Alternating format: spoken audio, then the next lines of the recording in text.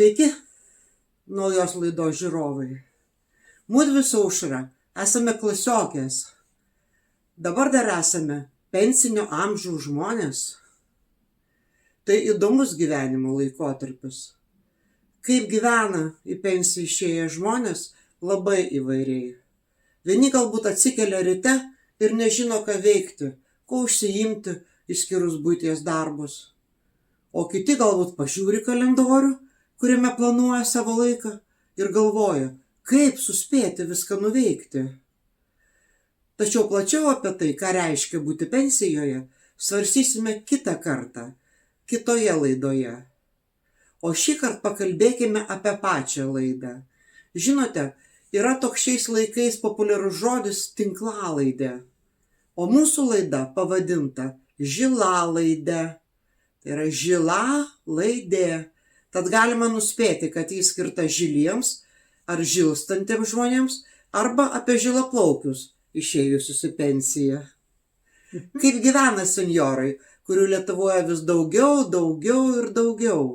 Ko domisi, ką veikia, kokiu turi rūpesčių, kokiu klausimu jiems kyla, ką galima būtų patarti. O ką jaunesni žmonės žino apie senjorus, ar norėtų sužinoti? Manau, kad tokios temos vertos dėmesio, kad būtų aptariamos mūsų laidose. Dar tikėtina, kad laidose bus įdomių pokalbių, svarstymų, apklausų, nuomonių, epizodų. Beje, jūs žiūrovai komentaruose taip pat galite siūlyti temas ar tiesiog rašyti, kas jums svarbu, kas jums rūpi, o mes pažadame į tai atsižvelgti, ar ne? Be abejo. Trumpai apie save. Esu Rasa Pakalkienė, žurnalistė išėjusi pensiją, bet dar turinti šiek tiek veiklos šioje srityje. O dar turiu tokį pomėgį kaip fotografija. Apskritai man patinka viskas, kas susijęs su vaizdais ir virtualia erdve. Tas susitiksime žilalaidėje. O dabar žodį perleidžiu Aušrai.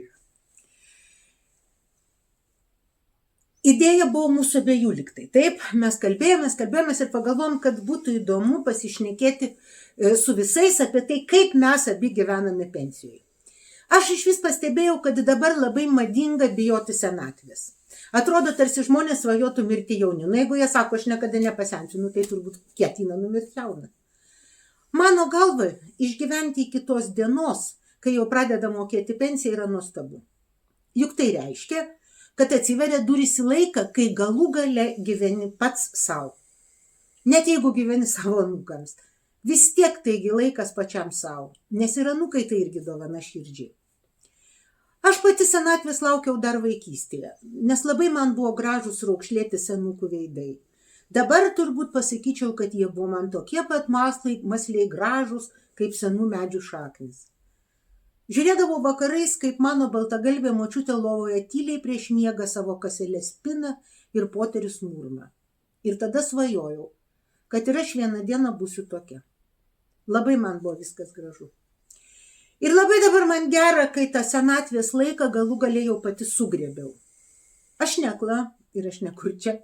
Aš gebu jausti ir suprasti, tad puikiai žinau, kad kūnas sensta. Sąnariai jau ryte aptingę, smegenys reikalauja ilgesnių miego valandų, nesu tokia greita kaip anksčiau, o nužygiavus vos 5000 žingsniukų privalau išsitiesti ant grindų. Pats tas faktas, žinoma, manęs nedžiugina. Bet gera tai, kad dabar šiuolaikinės grindys šildo, jos visos šiltos dažniausiai ir ta šiluma padeda kūnui vėl atgyti. Kita vertus, priešprieša tarp senstančio kūno ir laimės jausmo, kuris mane dažniausiai dabar lydi, verta dėmesio. Ji leidžia dar labiau džiaugtis tais nužygiuotais 5000 žingsnelių ir įveiktais kasdieniais iš anksto susigalvotais darbeliais, tarkime, kokiu nors naujų troškiniu. O labiausiai širdį sušildo tai, kad vis dar gebi džiaugtis kiekviena gražia eilinė diena. Apie tai noriu čia su jumis kalbėti, apie kasdienybės grožį. Beje, aš esu natūraliai žila. Aš irgi. O kaip tu? Aš irgi. Iki susitikimo